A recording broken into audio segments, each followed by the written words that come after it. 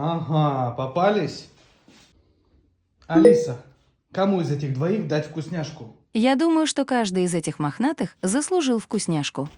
Ага, я понял. Ну ладно, тогда каждому дам по вкусняшке. Держите. Сюда. Сидеть.